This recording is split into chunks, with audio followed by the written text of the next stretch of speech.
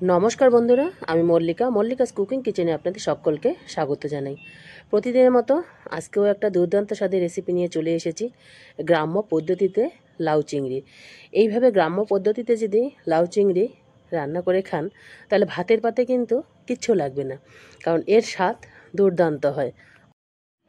অল্প মশলায় গ্রাম্য পদ্ধতিতে কিভাবে আমি লাউ চিংড়ি রান্না করি সেটাই আজকে আপনাদের সঙ্গে শেয়ার করব। চলুন তাহলে শুরু করে দেওয়া যাক। এর জন্য আমি একটা লাউ নিয়েছি, আর লাউটা একেবারেই ছোট আর একেবারে কচি লাউটা। এটা খেতে কিন্তু দারুণ স্বাদ হবে, এটা আমাদের গাছের লাউ। তো লাউটা এখন আমি কেটে নিয়ে নিলাম, আর লাউটা কেটে নেওয়ার পরে একেবারে পরিষ্কার করে আমি ধুয়ে নিয়েছি, আর একেবারে ঝুড়ি করে কেটে নিয়েছি। আর এদিকে চিংড়ি মাছ নিয়েছি, আমি চিংড়ি মাছগুলো একবারে পরিষ্কার করে ধুয়ে নিয়েছি। এইভাবে রান্না করলে কিন্তু স্বাদটা দুর্দান্ত হয়। আর এদিকে গ্যাসে একটা আমি প্যান বসিয়ে দিয়েছি, প্যানটা আমার গরম হয়ে এসেছে। প্যানের মধ্যে আমি পরিমাণ মতো সর্ষের তেল দিয়ে দিলাম, আর তেলটা দিয়ে দেওয়ার পরে চিংড়ি মাছগুলো আমি দিয়ে দিলাম। আর চিংড়ি মাছগুলোকে আগেই আমি লবণ হলুদ দিয়ে একটু মেখে নিয়েছি। আর চিংড়ি মাছ বেশি আমি ভাজবো না, আর চিংড়ি মাছটা যদি বেশি করে ভাজা হয়ে যায় তাহলে কিন্তু রবারের মতো খেতে লাগে। তো এর জন্য আমি হালকা করে একেবারে ভেজে নিব, 1 থেকে 2 মিনিট সময় ধরে চিংড়ি মাছগুলোকে ভেজে নিলেই হয়ে যাবে।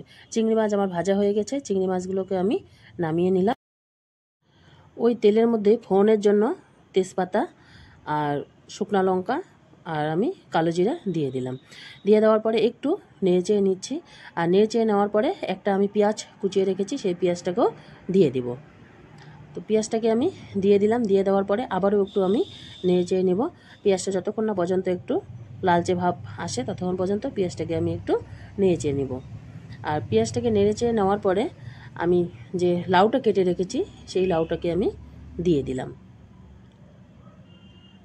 লাউটা আমার দিয়ে দেওয়া হয়ে গেল। এখন আমি একটু লাউটাকে ভালো করে মিশিয়ে নেব। লাউটাকে মিশিয়ে নেওয়ার পরে আমি এখানে পরিমাণ মতো হলুদ গুঁড়ো দিয়ে দিলাম, আর পরিমাণ মতো হলুদ গুঁড়ো দিয়ে দেওয়ার পরে স্বাদ মতো আমি লবণ দিয়ে দিলাম। হলুদ আর লবণ দিয়ে দেওয়ার পরে আবারও আমি একটু নেড়েচেড়ে নেব, ভালো করে হলুদ লবণের সাথে লাউটাকে মিশিয়ে নেব। আর মিশিয়ে নেওয়ার পরে আমি ঢাকা দিয়ে রেখে দিব। 3 থেকে 4 মিনিটের জন্য আমি ঢাকা দিয়ে রেখে দিলাম। 3 থেকে 4 মিনিট পরে আমি ঢাকনাটাকে তুলে নিলাম, আর লাউটা থেকে অনেকটাই জল বেরিয়ে আসছে। এই জল দিয়েই কিন্তু লাউটা আমার সিদ্ধ হয়ে যাবে, আর এক্সট্রা কোনো আমাকে জল দিতে হবে না। তো আবারও ভালো করে আমি একটু নেড়েচেড়ে নিচ্ছি, আর নেড়েচেড়ে নেওয়ার পরে আমি এখন বাকি মশলাগুলো এখানে দিয়ে দেব। তো এখানে আমি নিয়েছি আদা বাটা, জিরা বাটা, ধনিয়া গুঁড়ো, লাল লঙ্কার গুঁড়ো, কাশ্মীরি লঙ্কার গুঁড়ো আর কাঁচা লঙ্কার বাটা। সব কিছুই আমি একসঙ্গে নিয়ে নিয়েছি, আর একটু সামান্য পরিমাণে জল দিয়ে এখানে দিয়ে দিলাম। সব মশলাগুলো একসাথেই দিয়ে দিলাম। দিয়ে দেওয়ার পরে আবারও আমি নেড়েচেড়ে নিচ্ছি। লাউটা থেকে কিন্তু অনেকটাই জল বেরিয়ে আসছে, আর মশলাটা দিয়ে দেওয়ার পরে আবার ভালো করে আমি নেড়েচেড়ে একটু নিচ্ছি। আর এই যে লাউয়ের জলটা বেরিয়েছে, এই লাউয়ের জলটা দিয়েই লাউটা কিন্তু সিদ্ধ হয়ে যাবে। আর এখন আমি নেড়েচেড়ে নেওয়ার পরে আবারও আমি ঢাকা দিয়ে রেখে দিব 2 থেকে 3 মিনিটের জন্য। 2 থেকে 3 মিনিট পরে আমি ঢাকনাটাকে আবারও তুলে নিলাম, আর তুলে নেওয়ার পরে এই যে দেখুন লাউ কিন্তু আমার অনেকটাই সিদ্ধ হয়ে এসেছে, কিন্তু জলটা কিন্তু এখনও শুকোয়নি।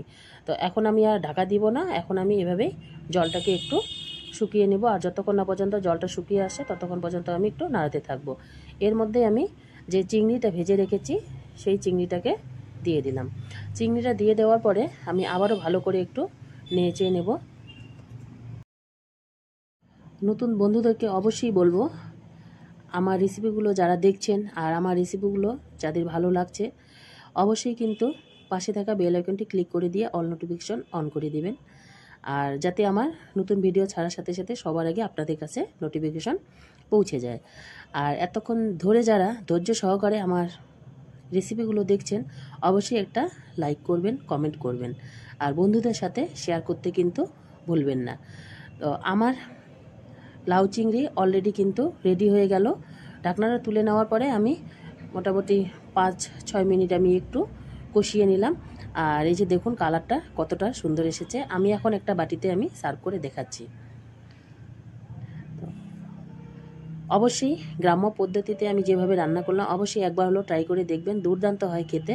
তো আমার এই আজকে গ্রাম্য পদ্ধতিতে লাউ চিংড়ি রেসিপিটা আপনাদের কেমন লাগলো অবশ্যই কিন্তু কমেন্ট করে জানাবেন। দেখা হবে নেক্সট রেসিপিতে, ততক্ষণে সবাই ভালো থাকবেন, সুস্থ থাকবেন, ধন্যবাদ।